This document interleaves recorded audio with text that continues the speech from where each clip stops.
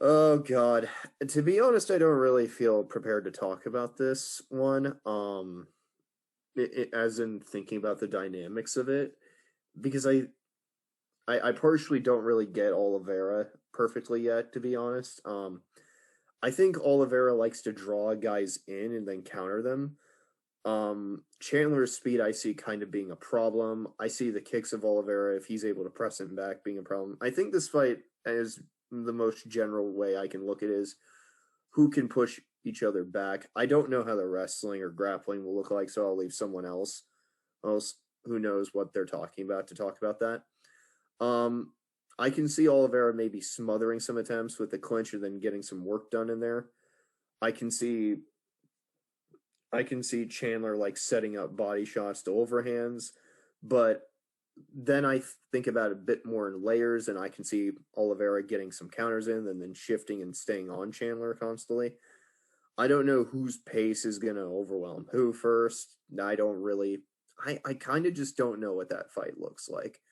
But I imagine Oliveira would be the more active guy, or at least would instantly start pressing. And once again, I think about the word depth.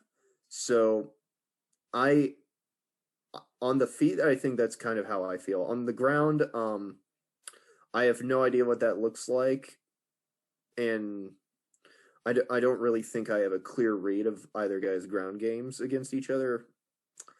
But I feel like just on the feet alone, I kind of feel like I have to pick Oliveira. And it feels very superficial kind of analysis, but I just really have no idea. I like those notes there, and as you were saying, like Oliveira, I could totally like stay on him, especially after he got him hurt. I could totally see that, and it just for some reason got me thinking about Oliveira calling out Max Holloway randomly, like 3 or 4 fights ago, still wanting that fight, and I'm like, that'd be an awesome fight to see again, even if just Max came up to 155. I know the fight site guys aren't going to be aren't amongst the Gen Pop out there who are like, we need Volk and Max 3. You know what I'm saying? So I would love to see that to sidetrack. But onto this fight. Yeah, it's funny. I do also like that Dan mentions the speed difference because that's a huge thing. It was something that I said ahead of the Hooker fight, and even I was surprised with how much of a speed difference it in fact was, right? And the fact that like you guys said, he's still doing it, and Chandler is still doing it at 34 is insane. Now, obviously, I picked Chandler. I'm high on him, and I have bias, but I want to state this. I don't think I've said this enough. Like he is easily, arguably, but easily, arguably, in my opinion, like the least durable cat out of all these four. By the way, especially the lightweight versions of Poirier and Oliveira. So don't get it twisted. Like even though I sided with him over Gaethje and even less reluctantly, or more reluctantly, I should say, over Poirier, like don't get it twisted. A counter hook from either of those two could totally send those matchups in a different trajectory. And I do believe that Poirier is the hardest for Chandler in my eyes, for what it's worth, even though I'm picking Chandler.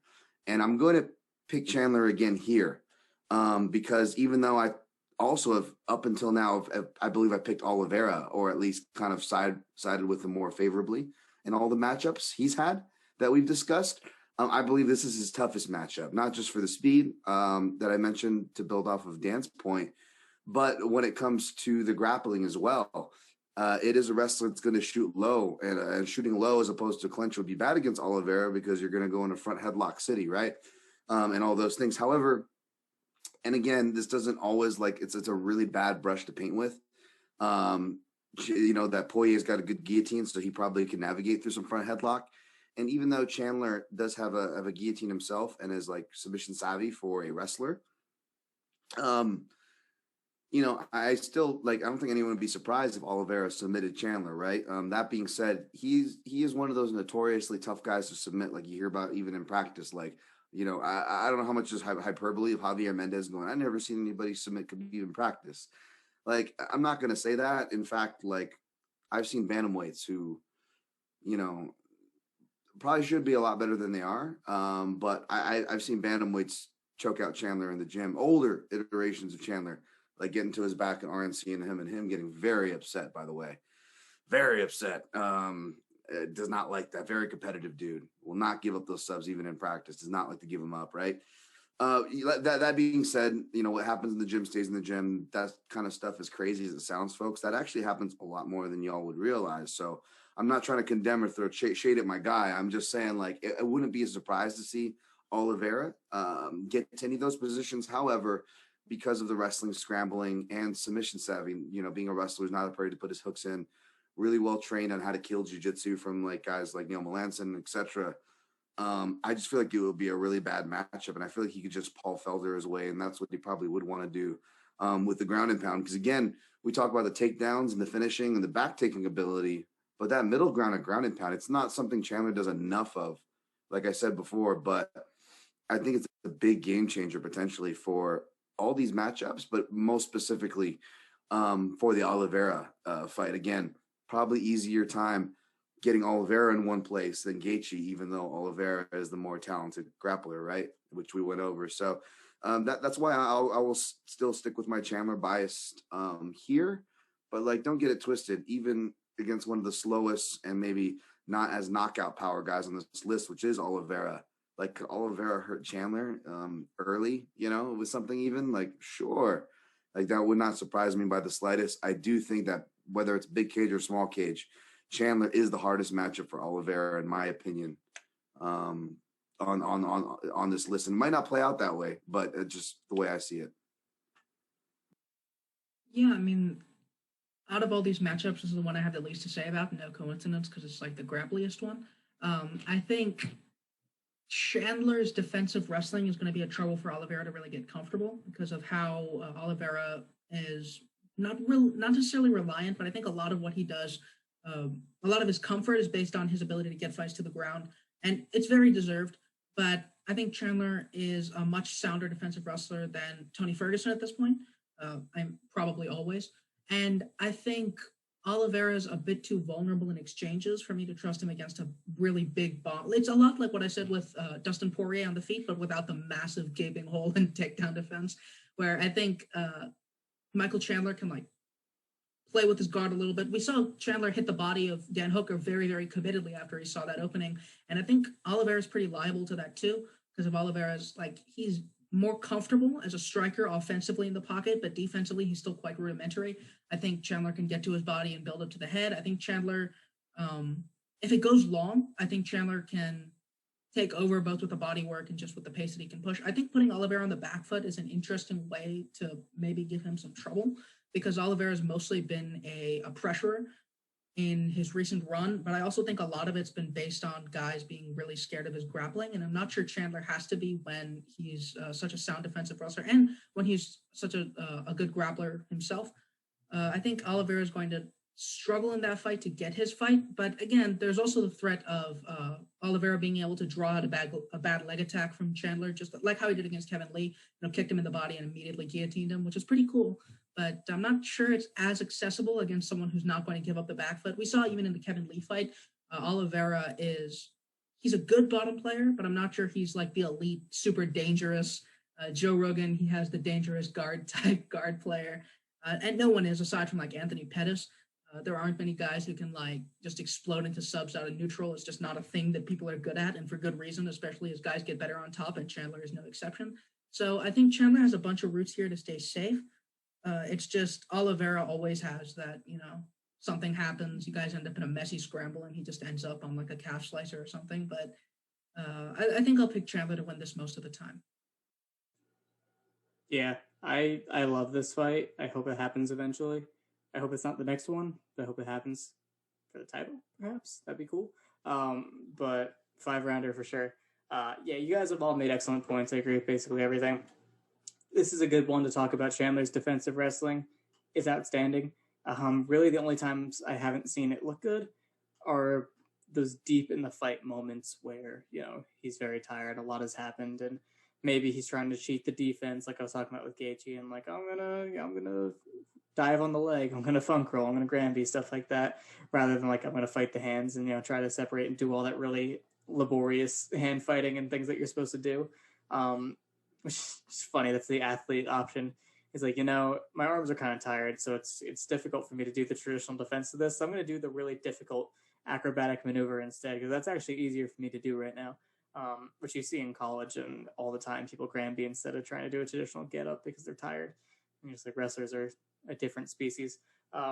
It's so funny, but his defense is outstanding in pretty much every position, and it's technically sound, it's athletic, it's physical. I gushed over it in the other article that I wrote about what a fight with him and Khabib would look like. I think he would do really well in that matchup. I'm not saying I would pick him against Khabib, but I think he could really show off what he's got in that kind of situation. And I think this is a fight where he can kind of pick how he wants to do it. If he wants to pressure and try to take him down and felder him, I think that's there. I think that could work. If he wants to stand with him, I think that could work. I think there's a lot of danger, regardless. We talked about transitional submissions, definitely a factor. I think Chandler's submission defense invites his look good. He hasn't fought anyone who's like actually as much of a submission threat as Oliveira is. That's supposed to be what Brent Primus is, but let's be honest, that's not even a close comparison. Guy who has done a Gogo Plata versus one of the Yamauchi. That's a good one as well. He grappled him the whole time, right? Go ahead, yeah, thank you, Dan Tom. We can cheat and tell each other things in the chat. But yeah, this would be the best guard player and grappler that he's fought. If Oliveira ends up taking him down, then I would be very worried. But I just think the avenues to getting to that point, one, Oliveira would have to be pressuring him, or get a reactive shot, which I don't.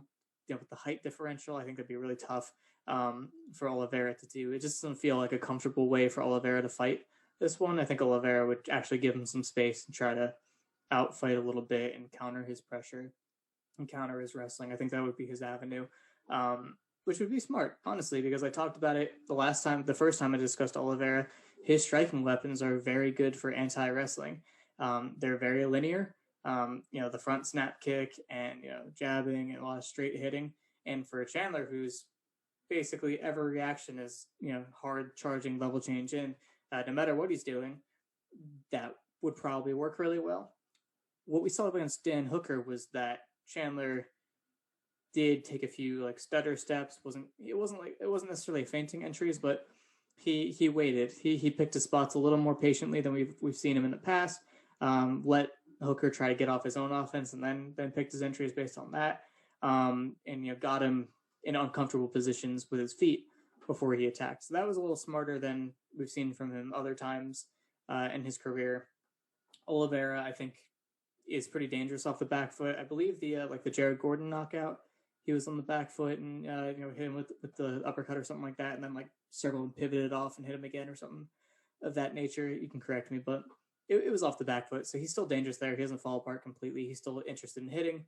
The Kevin Lee fight is when Lee tried to pressure him or stop it, when they're colliding, all those things were still happening. And like I said, he's pulling the head and hitting him and trying to work him down, which would be a lot more available against Chandler, who is shorter. We talked about Chandler's height a lot in the last podcast, so I'm going to try not to do that again. Shorter than advertised is what we landed on. And Oliveira is pretty tall for the division. So I think that would be weird in this matchup. It does open up the body hitting, like I said before. But again, this is someone where, a little bit differently than Dan Hooker, he's more consistent with his use of tools that punish level changes. It's not like one big thing, like it's a knee, where I'm going to knock you out if you level change hard into me. But it's a lot of little things constantly that are better for that. Although, we haven't seen that as much. We didn't see that as much in the Tony Ferguson fight. So he approached that one as, I'm going to counter your pressure. Yeah, thanks Dan Albert telling me about the caught him on the back foot, turned him, then hit the collar's high uppercut. Cool. It was awesome. Yeah, in the Tony Ferguson fight, which was a time where Oliveira said, I'm going to counter your pressure, his volume was a lot lower. He's kind of waiting on Ferguson to do his thing. And we talked about the speed differential. Waiting on Michael Chandler is a bad idea. I think we have figured that out so far. You shouldn't do that, especially if you're not amazing defensively on the back foot. Like we said, that Oliveira is still dangerous there, but I don't think he's the cage craft technician that's gonna be able to get out of the way. I think he's still gonna be able to offer offense, but if he doesn't rock you and have you in front of him not doing anything to turn off, I think you can still put him on the cage. Tom, you really inspired a lot of confidence from me in Chandler the last panel we did when you talked about his coaching situations. I don't know if that was on the record or off the record, but basically he talked about how his rise was all through Extreme Couture and the coaches he had there. He spent some time at another gym where you were aware of a coaching situation that wasn't great for him. And that's when the Will Brooks fights happened. And then he moved to Henry Hoof's gym, which has been 5 different names at this point. Hold on, it was Black Zillions. And I think for a while they weren't Black Zillions. They were like the Hako Training Center. They're by their sponsor. And then they were Hard Knocks 365. And now they're Sanford. There'll probably be another one down the line. They're not done changing their name, but it's the Henry Hoof gym. He's been developing very well there. It's been great for him. And I think he absorbs a lot from his training partners. I think him and Usman have been an amazing match. I don't know if Usman's still there full time anymore. He might have migrated permanently to Colorado, but they've been awesome for each other. I think Gilbert Burns is a training partner that could really make a difference here. Not that Burns and Oliveira are that similar as grapplers. I don't think it's like he's going to give him the looks that Oliveira is going to give him, but I think he can replicate a lot of it. And I think he can tell him, here's what you do for that to be less of a threat. And I think he's going to be going to him immediately and say, help me if I'm fighting Charles Oliveira. So I think that opened up the avenues a little bit more for him to be putting him on the cage and wrestling him, which I think he could do pretty well. Oliveira is not the best defensive wrestler because he doesn't feel like he needs to be most of the time. It's not really a factor a lot of the time for him. This would be one of the times where it would need to happen, and I think that would be a good avenue for him. So attacking the body, the speed differential, the options, like you've all said, the durability is definitely a question, I think, for both of them, but a little bit more for Chandler at this point. So it could go south quickly, but I just visualizing the win. There's just a lot more ways that I could see Chandler winning this one than the other fights. So yeah, I think I'm going to pick Michael Chandler this time. I've betrayed him previously, but this time I'm going to go for him.